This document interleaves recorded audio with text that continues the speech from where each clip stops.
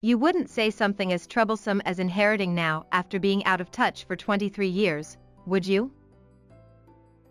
The woman who claimed to be my father's remarriage partner was very assertive. She insisted that the inheritance of my deceased father, whom she had taken care of until the end, belonged to her. Of course, I had no objections. I didn't want a single yen of the inheritance from my father who had abandoned me, his daughter. Hurry up and sign that paper. Abandon the inheritance officially. At that moment, my grandfather stopped me from signing as prompted. His eyes were burning with intense anger as he stared at my father's remarriage partner. My name is Sarah. I'm 29 years old. Since graduating from university, I've been working as an administrative assistant at an insurance agency. I'm in my late 20s, unmarried, and have no boyfriend. It's not that I don't want to get married, but I just can't bring myself to date men. The reason is simple: I have a distrust of men. The cause lies with my father. My father David disappeared 23 years ago after leaving me with my grandfather. The reason was probably my mother's death. My mother died in a traffic accident when I was 5 years old and my father was 35 years old. According to my grandfather, my father was so depressed that he couldn't hear the voices around him. Perhaps he lost confidence in living together, so he left me with his parents and disappeared. Sarah did nothing wrong. Poor thing. You can rely on your grandparents. I still can't forget the sad expression on my grandfather's face at that time. However, strangely enough, I can't remember what kind of face my father left me with. I think I wanted to forget the existence of my father who abandoned me as soon as possible. It was about 5 years after that when I heard a rumor that my father had remarried. The estrangement between me and my father lasted for 23 years. The only thing I truly believed in was the love of my grandparents and deceased mother. To be honest, I hated my father from the bottom of my heart. The fact that I was a child abandoned by his parents tormented me deeply. It was especially painful when I was in elementary and junior high school because there were only families with both parents around me. I have been teased or harassed for not having parents many times. There were times when I got into a big fight with someone and my grandparents were called out. You were teased for not having parents? That's their fault. Sorry, Sarah. You're the only one who has a hard time. Grandpa and Grandma are always on your side. Even such kind grandparents have been angry with me before. It was because I was much worse at controlling my emotions than now. I still can't forget the self-hatred at that time. Because I felt pathetic and regretted being abandoned, I hated my father even more. There are countless unpleasant things that children do when they don't have parents. Among them, it is particularly easy to understand the feeling of alienation felt on Father's Day or Mother's Day.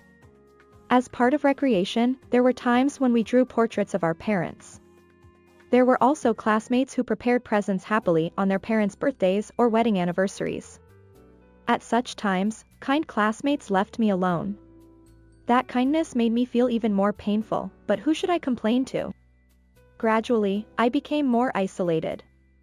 What was fortunate for me without parents was that the grandparents who took me in were relatively wealthy.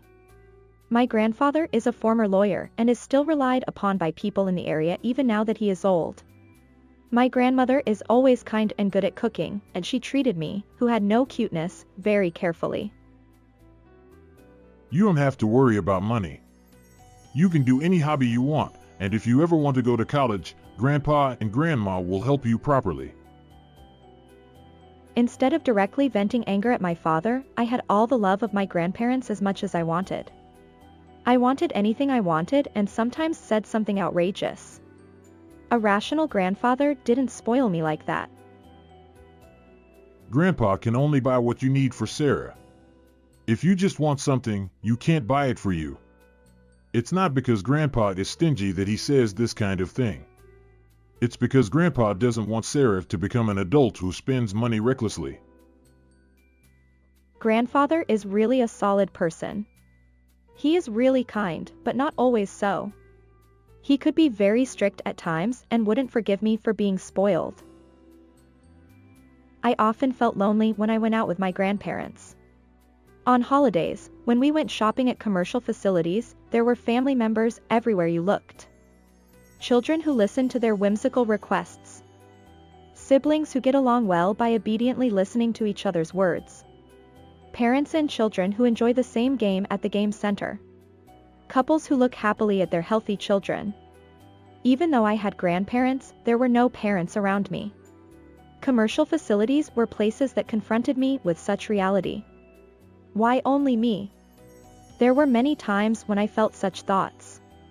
There are many people in the world who live under worse conditions than mine. Although it was understood in my head, there was no way to fill the loneliness or pain unique to myself alone. My grandparents understood well the unbearable pain that I had. One day, my grandfather made me such a proposal. If Sarah really wants to, she can use the foster care system. You can live with a couple of the same age as your real parents as a family. However, my grandfather cut off his words and shed tears. It was the first time I had seen my grandfather cry. Grandpa and Grandma really care about Sarah and love her very much. If you say you're in pain, you have to withdraw. Honestly, even talking about this is painful. But if it's for you. My grandfather couldn't speak until the end. Rather, I didn't let him speak. I'm not going to leave Grandpa and Grandma behind, am I? Don't ever talk about adoption again. My home is here. This place where Grandpa and Grandma are is my place. If I just kept grieving, my grandparents would feel sad too. The time has come for me to face myself firmly. I thought so strongly. I accepted myself as a child abandoned by my parents and still lived positively. Thanks to the abundant love of my grandparents, I had become strong before I knew it. The passing of my grandmother due to illness was 20 years after my father abandoned me. It had been a long time since I had to say goodbye to someone so close. I was extremely sad, but my grandfather was calm and collected. He even had the composure to comfort me. I felt puzzled that my grandfather, who should have been the one grieving the most, was so composed. I was prepared for this day to come someday. We talked a lot while we were still alive and were ready to say goodbye. That's why I'm surprised at how well I'm holding up. It's strange. My grandparents' parting was very peaceful. Everyone in the family praised their parting as something they would want for themselves, and I was proud too. While my grandmother was being cremated, one of my aunts approached me with an apologetic look on her face. I'm sorry to bring this up at a time like this, she said, and showing me a picture of a man and asking if I would consider marriage. She knew it would be frowned upon, but she brought it up anyway. She looked genuinely sorry about it. Surprisingly, my grandfather smiled when he heard about it. That's great news. You should definitely consider it. Think of your aunt's feelings. My grandfather said that, but I couldn't feel the same way. Because of the painful experience of being abandoned by my father, I had become distrustful of men. While I admired the kind of relationship my grandparents had, I couldn't bring myself to hope for marriage.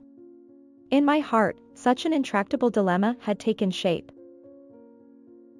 3 years after my grandmother's passing, my grandfather approached me with a serious look on his face and said he had something to tell me. David seems to have passed away in the hospital. It was then that I learned for the first time that my father had been seriously ill. In fact, my grandfather had been in touch with him through his lawyer friends in recent years. The news of his death also came from those lawyer friends.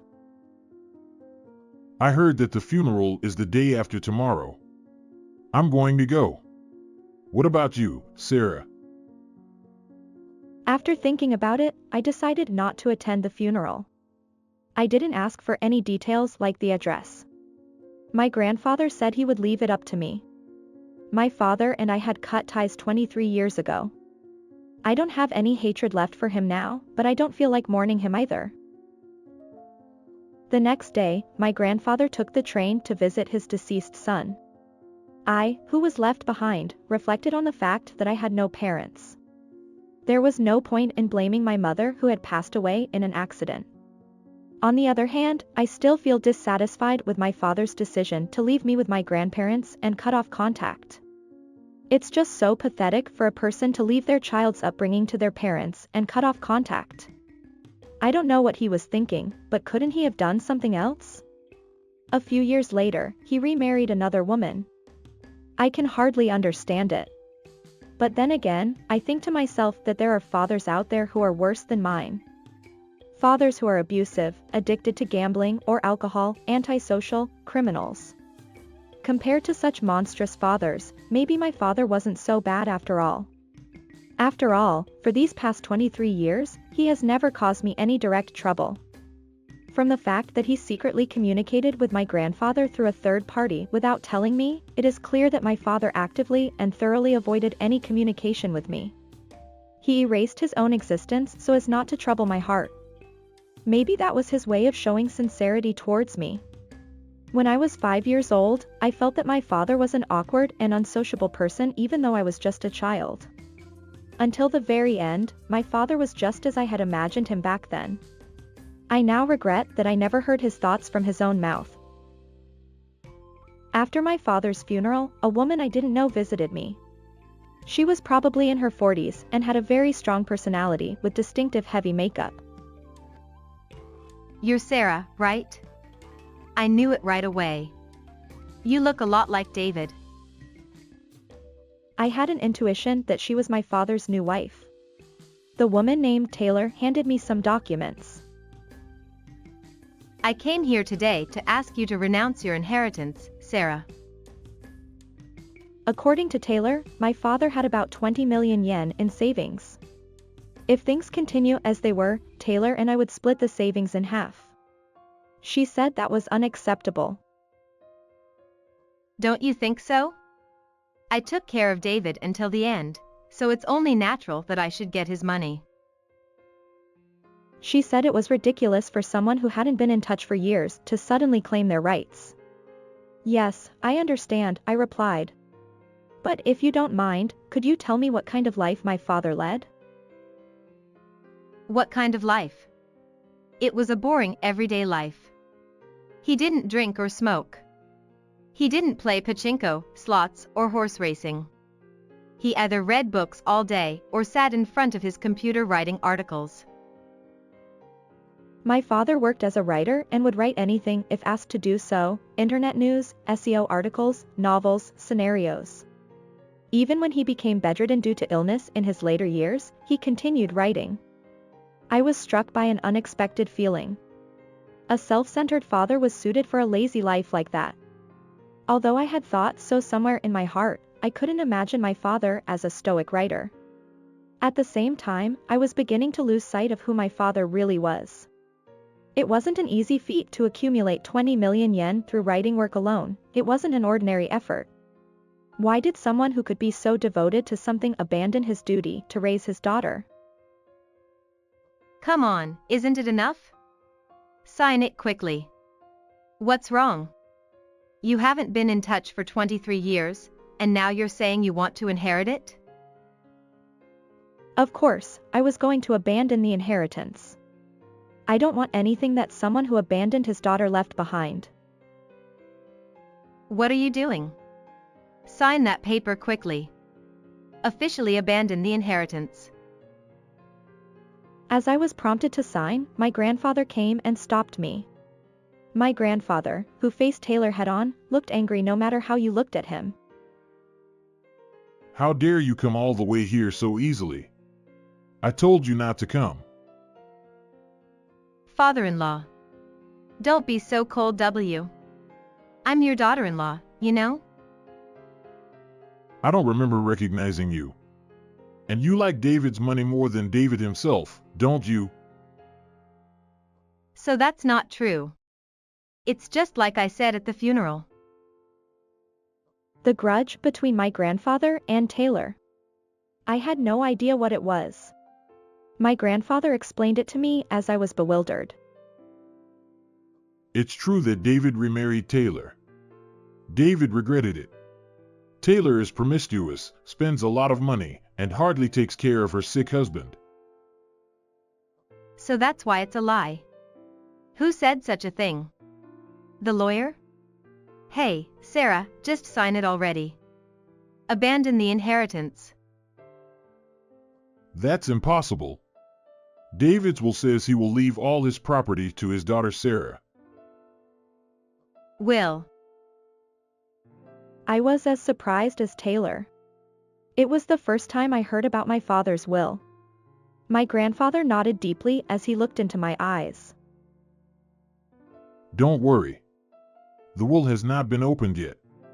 It has to be verified by the court. The reason Grandpa knows the contents of the will is because David read the letter attached to the will. Father's letter. Yes. It's written in that letter. He decided to leave all his property to Sarah. And your infidelity is also written there. There are also photos of evidence. David doesn't want to leave anything to you. Taylor slumped down in disappointment. The words, "There are also photos of evidence," may have had an effect on her. She seemed to have given up because she could no longer escape. I was still confused. Leaving property to a daughter who was supposed to have been abandoned? For what purpose? My grandfather smiled sadly as he sensed my confusion. I'm sorry for keeping silent for so long, Sarah. Your father didn't hate you and abandon you. He had no choice but to leave you with Grandpa and Grandma because of his illness. Actually, my father had the same illness as my grandmother when he was young. After his wife died in an accident, he seriously thought about it. If he continued to raise his daughter like this, he would eventually become a big burden for her. And that day could come at any time. His daughter might become a so-called young carer. Rather than letting that happen, it would be better to be hated for life and cut off the relationship completely. It was an extremely extreme choice, typical of a clumsy and unsociable father. Knowing everything, I felt indescribable. I was actually loved by my father.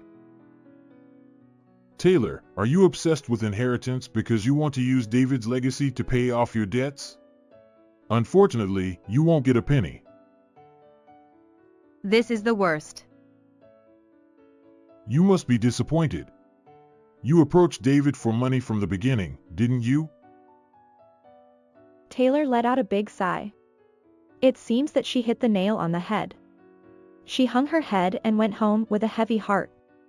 It was the moment when Taylor's debt repayment life, which would continue for many years to come, was confirmed.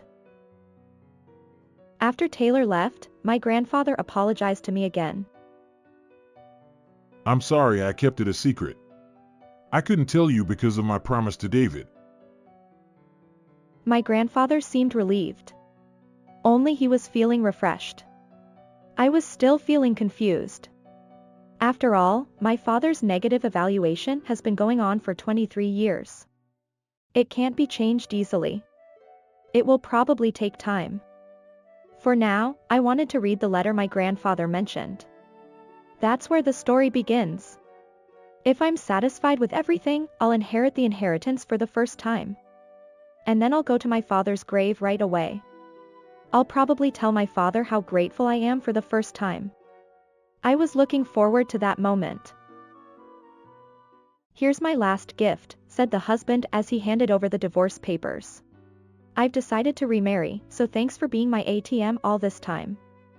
Here is the story of my revenge against my husband, who was a terrible person. My name is Helen, and I am 50 years old this year. Tomorrow is a special day for me because our family's long-standing debt will finally be paid off. My husband and I got married 20 years ago when I was 30 and he was 35. He inherited a liquor store from his deceased parents, while I was working as a company employee. We started dating with the intention of getting married through an introduction from an acquaintance. I had only one worry. What if he asks me to help run the liquor store together? At that time, I was working as a financial planner, consulting insurance and finance for individual and corporate clients. I was earning a decent salary at the age of 30 and loved my job. I was studying for qualifications to aim higher. However, when my husband proposed, he said this: "I know you're working hard to get your qualifications, and I want to support you. There are employees and part-timers at the store, so we'll manage somehow. Pursue your dreams, Helen." His words were the reason we decided to get married. I thought I wanted to support such a generous person who was always on my side. As he promised at first, he should have managed our married life by doing his job and me doing mine. It was about a year after we got married when he went to work at the store on a day off when I was relaxing at home. When I vacuumed under the bed, a large amount of paper got caught in it. It hadn't even been 6 months since we moved in, so why were there papers here? When I picked up one piece of paper that had become crumpled, it said, "A dunning letter." The total amount of debt borrowed in my husband's name was $150,000. $150 is 000. It's not $15, right? My head spun. Why? Why did he hide such a large amount of debt? That day, I confronted my husband. "What's going on? What is this debt?" "It's not like that. It's what my parents left behind." The situation was like this. The debt belonged to the liquor store that my husband ran rather than his personal debt. It seemed that his parents had borrowed money, but when my husband took over the store, he also inherited their debt. They didn't intend to abandon their inheritance because they had borrowed against the land and buildings of the store as collateral. Although it wasn't my husband's personal debt, it wasn't something that could be left alone. "But don't you pay back every month with a dunning letter?" I asked. "I do pay back every month, but business depends on monthly sales figures. So there are times when it's difficult to pay back in tough months, but we have to pay salaries to employees and part-timers anyway, so we wait for repayment for that part too." The dunning letter is from that time. At first glance, the husband's opinion seems reasonable, but I don't think it's good to delay repayment. In fact, the dunning letter even had the words "final notice" written on it. I didn't want to worry Helen, so I kept quiet. "But everything is really okay. The store is doing well and we haven't been kicked out of our house, right?" "That's true, but..."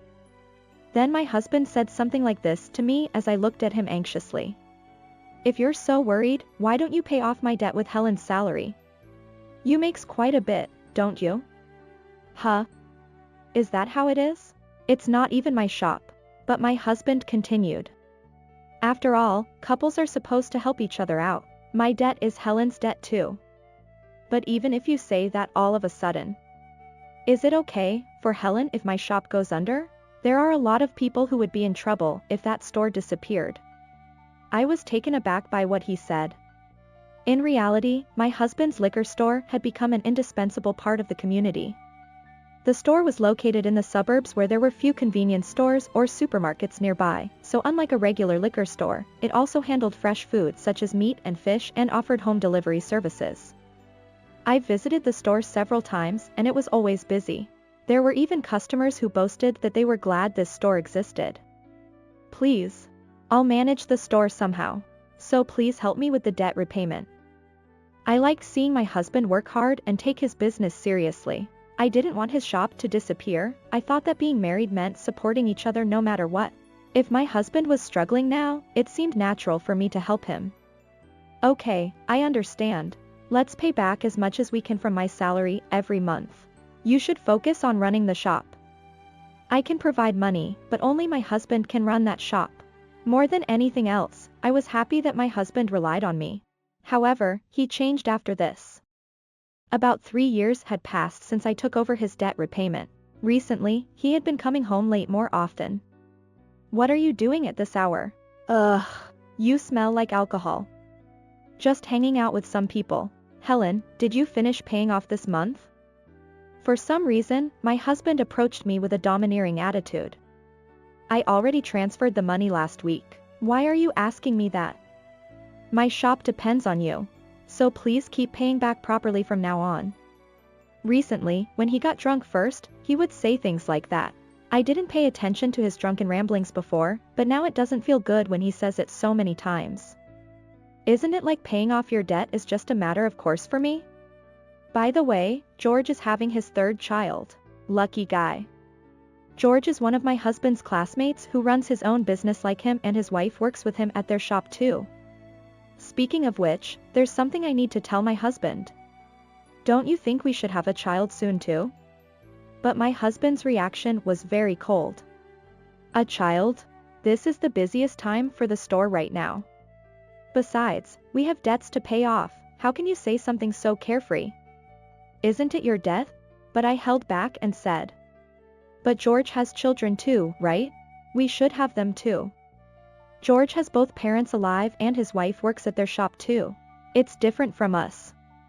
There's nothing more I can do if he says that. My desire to have children that I had when we got married was completely crushed. So, from now on, I can't do anything until I pay off my debt? Well, that's right. If you earn a lot and repay the debt quickly, I'll consider it. The hatred swelled up in me as I looked at my husband's face, which was laughing cruelly. The sense of urgency to repay the debt as soon as possible also sprouted. It's scary. Even though it was an unreasonable demand, I didn't even have the luxury of thinking about it carefully. After that, I worked hard for my husband. I actively acquired qualifications, took promotion exams, and won salary increases. I started earning much more than women of the same age and also made advance payments on my debt. But the debt did not decrease easily. Before I knew it, I was over 40 and had to give up on having children. But it was okay, because my husband was there. I could do my best for him and he relied on me. As long as I believed that, I was happy. My husband's return became later and later, sometimes even becoming a morning return. Looking at my husband working desperately to protect his store, I felt that I had to work hard as a wife too. Because he was doing his best, I could do my best too. And time passed, and the day came when the repayment ended. Tomorrow is the last day of payment. For this debt, I have endured various luxuries. But from tomorrow, that will be gone too. You can use your own money as you like. Come to think of it, since we got married, we haven't traveled or eaten delicious food because we've been thinking too much about money. We are still in our 50s. We thought we would enjoy such things from now on. And on the day of repayment completion, I took a paid leave. I made a more luxurious dinner than usual and prepared wine and chocolate cake that my husband likes. Let's celebrate the repayment together and have fun. That's what I thought. When my husband returned from work and saw them lined up on the table. Finally. It seemed like 20 years, but it went by in no time, you know. He said to me. However, my husband trembled and bowed his head while still shaking with excitement. I thought he might be happy and crying. But then he suddenly began to laugh loudly in a way that I had never heard before. What? What happened? Immediately after that, the man who should have been my husband said something unbelievable. Today only, you're fired. Well, thank you for these 20 years, I really appreciate it. Thanks to you for paying off all the debt, I'm free now. So thanks for your hard work so far, but you're no longer needed. What? What do you mean? I couldn't understand what he was saying and asked him again. Then my husband took something out of his pocket. Here's the last present I'll give you. The green letters, divorce papers, were projected onto my eyes. My husband became proud and continued. I decided to remarry. You're useless now that you're old. Thanks for being an ATM all this time. Remarry, have you been cheating all along? Come to think of it, my husband often came home late for work or socializing. Maybe this person, while I was working hard to repay the debt. But his expression remained proud. I would never cheat on you like that. I've already found a new wife candidate. I want to divorce you and marry her. That's why I've been waiting for this day. The day you finish paying off your debts. At his cruel words, tears welled up in my eyes. The food I had prepared looked blurry, which made it even more painful. So, get out of here already. My husband handed me the divorce papers. At this point, anger was boiling inside me more than sadness or emptiness. Fine. Do you have any regrets? I asked him, twisting the words out of my mouth. Regrets? Why would I regret divorcing an old hag like you? I've already found someone better. Old hag? If I'm an old hag, then he's definitely an old man. How long does he plan on pretending to be young?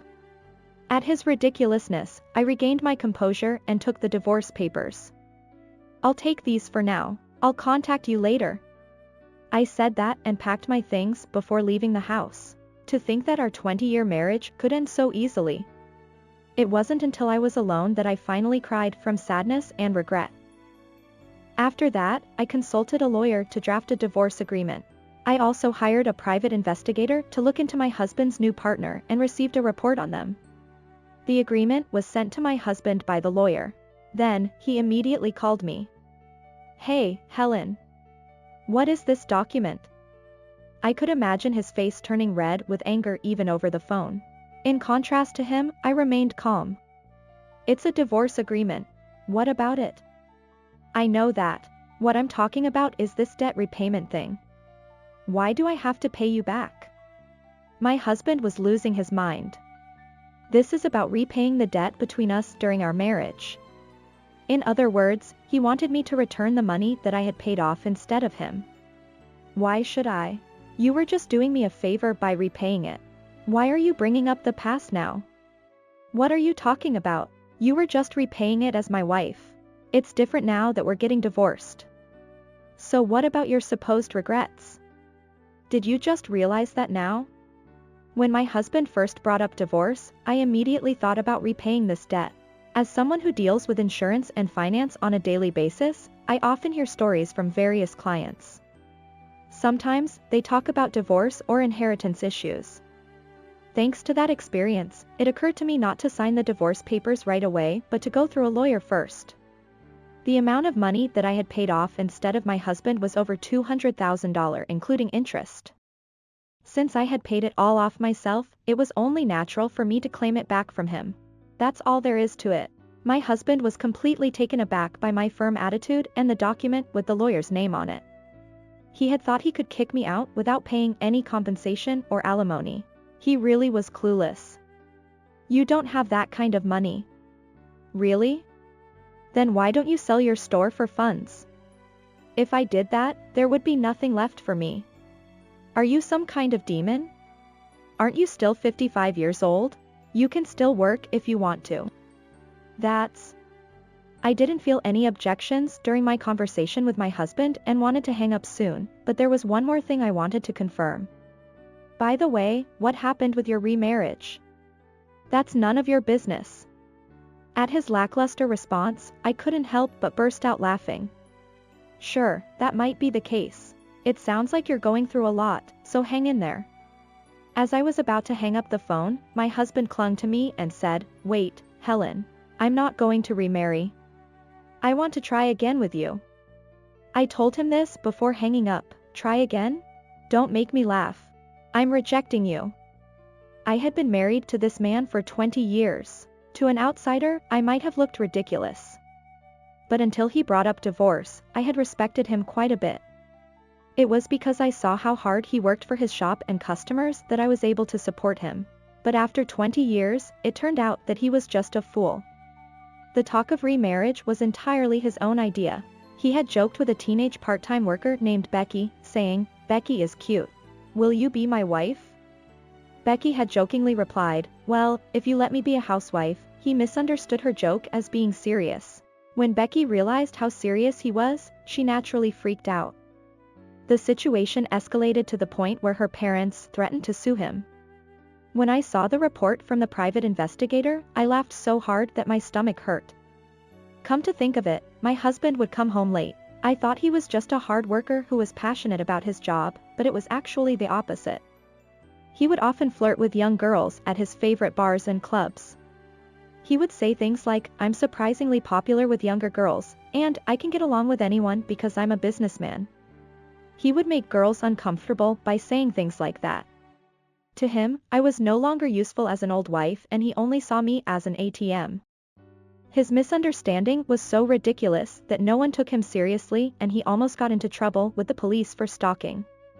Cheating on me might have been better than what he did. He couldn't even stand on the ring of infidelity. But why did he come up with the idea of remarrying a younger girl in the first place? Apparently, it was because his friend George had become a grandfather. This is what George told me. As soon as he saw my grandchild, he said he wanted a child too. Even though his wife had been paying off their debts until then, she told him off for saying something like that. Who knew he would do something like this? George was speechless. I'm glad I don't have to spend my old age with such a man. I muttered those words to myself. After that, I divorced my husband. Since the cost sharing between us was not clear, there was room for negotiation with my husband to reduce the amount. However, I think I gave up just because I received a claim from a lawyer. It's amazing that such a spineless person has been in business until now. My husband sold his store to repay me. Fortunately, just before my husband sold the store, part-time workers and a few employees had fled, so they were not affected.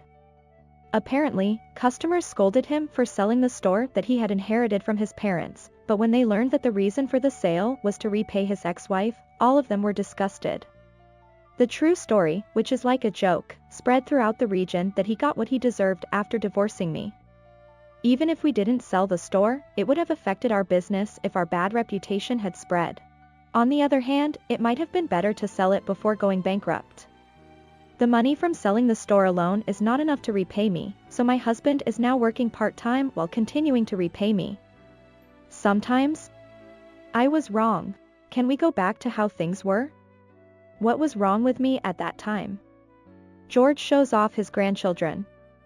I receive such messages. Unfortunately, even if I refuse to answer calls, they come from various places. I asked my lawyer to notify him that, if you contact your ex-wife again, I will file a complaint. Then they stopped calling me altogether. As usual, my husband was abnormally afraid of lawyers. By the way, please ask me about my current job. I started working at a marriage counseling office. When I turned 50 and wanted to try a new job, an acquaintance started a new counseling office and I quit my company and joined them. Now I am helping couples who want to get married and also providing advice on money troubles between couples and how to choose insurance. Since they are going to be married as a couple, they are very popular with customers who want to talk openly from the beginning. This service has grown rapidly since its inception. Especially for someone like me who has had various experiences, it is also intended not to make others fall into the same trap. Although my salary has decreased slightly compared to when I worked for a company, I am happy every day that I can help people become happy. As someone who cut off her husband and became happy, today I am working hard as a bridge of happiness for someone else.